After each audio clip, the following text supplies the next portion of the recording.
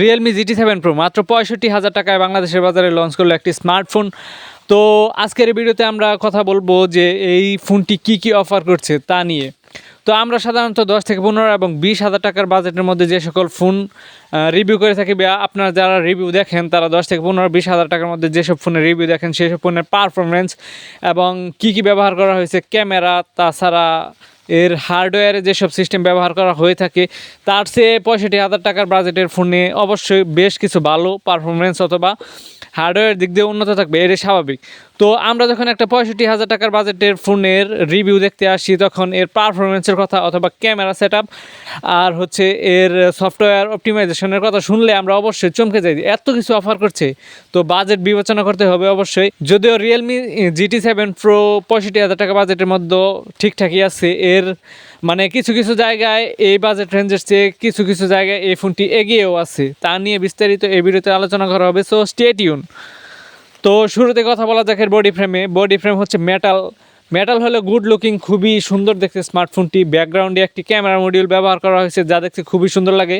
তো ক্যামেরা মডিউলটি একটি উঁচু এবং বড় হওয়ায় মানে পিছনের ক্যামেরাটি চোখে বাঁধে আর কি। আপনি ফোন ব্যবহার করার সময় অবশ্যই মনে হবে যে ক্যামেরা আছে, অথবা আপনি সমান্তরাল সারফেসে রাখলে ক্যামেরার বামটি উঁচু হয়ে থাকবে, এটা স্বাভাবিক। তো বডি ফ্রেমে মেটাল ব্যবহার করা হয়েছে, যার কারণে ফোনটির ওজন একটু বেড়ে গেছে, 228 গ্রাম এই ফোনটির ওজন। তো ফোনটি ধরলেই বা ফোনটির দেখলে আপনি বুঝতে পারবেন যে প্রিমিয়ামনেস আছে ফোনটির। তো ফোনটির সামনে একটি পাঁচুল কাটা ব্যবহার করা হয়েছে, আর ডিসপ্লে সাইজটি এত বড়, আর চিন বেজেলগুলো খুবই নেরো, যা দেখতে খুবই সুন্দর লাগে। আপনি যদি কন্টেন্ট ভিউয়ার হন তাহলে এই ফোন দিয়ে ভালো একটি এক্সপিরিয়েন্স নিতে পারবেন কন্টেন্ট ভিউইংয়ের সময়।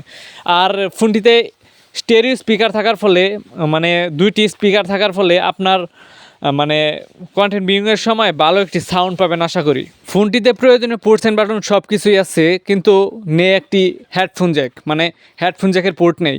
তো এটা স্বাভাবিক, কারণ আজকের যুগে সবাই একটি TWS ব্যবহার করে অথবা ব্লুটুথ ইয়ারফোন ব্যবহার করে।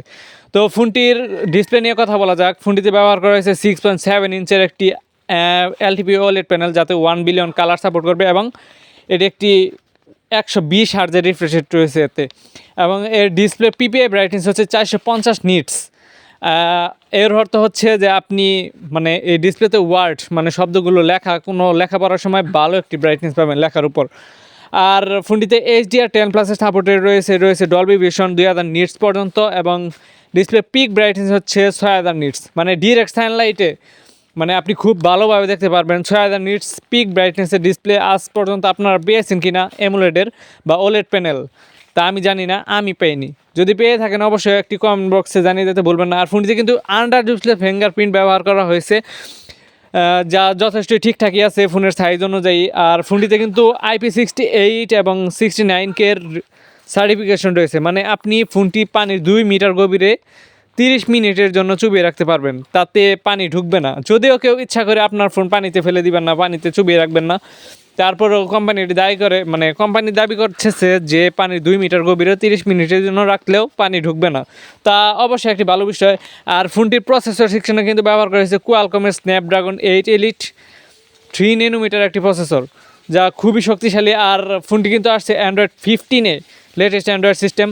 তো এই ফোনটি অনেক দিন ভালোভাবে ব্যবহার করতে পারবেন, আশা করা যায় সফটওয়্যার অপটিমাইজেশন অনেক ভালো পাবেন, অনেক দিন ধরে ফোনটি ভালোভাবে ব্যবহার করতে পারবেন। আর ফোনটিতে GPU রয়েছে Adreno 830। ফোনটি স্টোরেজে রয়েছে 256, 512 এবং 1 টেরাবাইট পর্যন্ত। তো আপনার সামর্থ্য অনুযায়ী, আপনার ক্যাপাবিলিটি অনুযায়ী আপনি ফোনটি কিনতে পারেন, সমস্যা নেই। ফোনটির র্যামে রয়েছে 12 GB এবং 16 GB, ব্যাটারি ব্যবহার করেছে 6500। ওরে বাপরে বাপ, এত বড় ব্যাটারি আমি মানে খুব কম ফোনেই দেখতে পেয়েছি। প্লাস হচ্ছে 120 ওয়াটের একটি চার্জার। তো চার্জ করতে মোটামুটি বেশি সময় লাগবে না, আধা ঘন্টার মধ্যে হয়তো ফুল চার্জ হয়ে যাবে, এটা স্বাভাবিক। তো কেমন লাগলো কম্বোটি অবশ্যই কমেন্ট বক্সে জানিয়ে দিতে ভুলবেন না। যদি ভালো লাগে অবশ্যই একটি লাইক করবেন, শেয়ার করবেন এবং সাবস্ক্রাইব করবেন।